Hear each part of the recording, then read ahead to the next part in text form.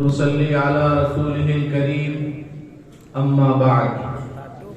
یہ عالم، یہ بت خانہ چشمگوش، جہاں زندگی ہے فقط خوردنوش، تیری آگ اس خاک داں سے نہیں، جہاں تجھ سے ہے تو جہاں سے نہیں۔ بڑے جا گوہے گرہ توڑ کر، طلسم زمان و مکاں توڑ کر، ہر ایک منتظر تیری الغار کا، تیرے شوق یہ فکر و کردار کا۔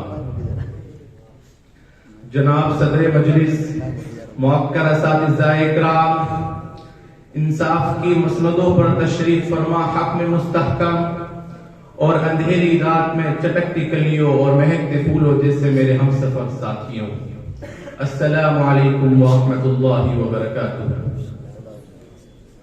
میں آج آپ حضرات کے سامنے ایک انتہائی اہم موضوع پر گفتگو کرنے کی سعادت حاصل کر رہا ہوں۔ اللہ تعالیٰ مجھے صحیح بات کہنے کی توفیق عطا فرمائے۔ میری آج کی تقریر کا موضوع ہے، جس قوم کے بچے نہ ہو خوددار و ہنرمند، اس قوم سے تاریخ کے معمار نہ مانگو۔ معزز سامعین، موضوع پر سوچ کر میں تو حیران سا ہو گیا، ڈر گیا، سہم گیا، ہکلا بوکلا سا ہو گیا۔ کیوں نہ گھبراتا، کیوں نہ شرماتا؟ میرے سامنے آئینے کی طرح میرا عکس قدر کے کپڑوں میں ملبوس کھڑا تھا۔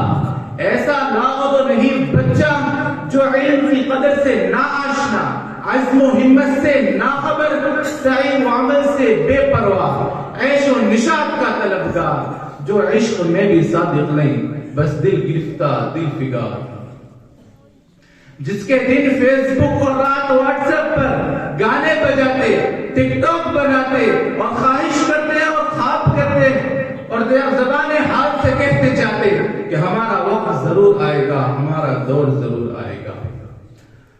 عالی وقار کچھ کہہ بھی نہیں سکتا، چپ رہ بھی نہیں سکتا، ایسے پیارے راج دلارے، نکمے، نہ کام کے نہ کاج کے، بس دشمن اناج کے، ایسے قوم کے بچوں، نوجوانوں اور طالب علموں سے کیوں کر امید رکھوں کہ تاریخ کے معمار بنیں گے؟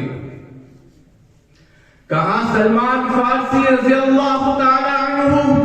کہاں یہ تمہارا سلمان خان؟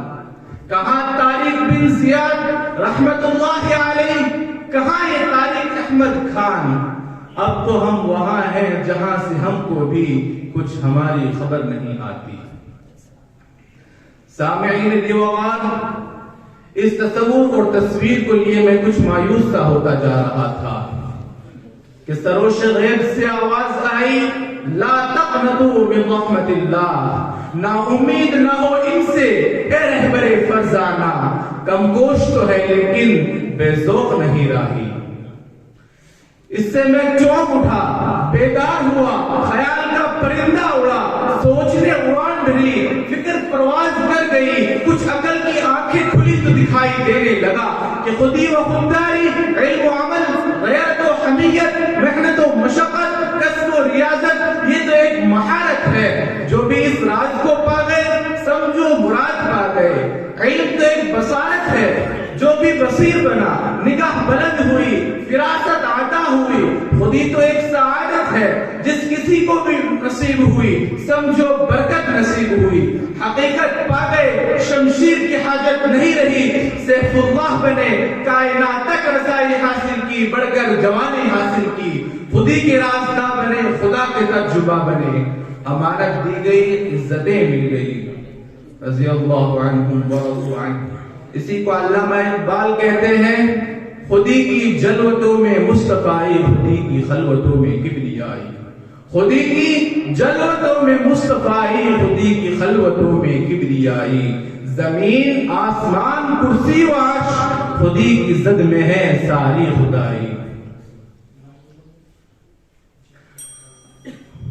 عزیز ساتھیوں، نوجوان جب طلب علم کے طالب ہوئے، نوجوان جب طلب علم کے طالب ہوئے تو ذوق بیدار ہوا، شوق نے جوش مارا، شوق دیدار ہوا، طلب جب تڑپ بنی، عزم و ارادہ کیا، مہارتیں سیکھی، سما پیدا کیا، ہنر سے متصف ہوئے، قوم کی ترقی میں حصہ لینے لگے تو پھر کیا تھا؟ قوم کی تقدیر بدلی، کوئی رکاوٹ نہ تھی، کوئی تھکاوٹ نہ تھی، پھر فراوانیاں تھی، قسمت نے پلٹا کھایا، ہر سو کامرانیاں تھی۔ شاعر کچھ یوں کہتا ہے، عقاب روح جب بیدار ہوتی ہے جوانوں میں، عقاب روح جب بیدار ہوتی ہے جوانوں میں، نظر آتی ہے ان کو اپنی منزل آسمانوں میں۔ گفتگو تو ابھی اور بھی کچھ کرنی تھی، لیکن وقت نے ہم کو تم سے جدا کیا۔ ایک شعر پڑھ کے میں اپنی بات کو پورا کرتا ہوں۔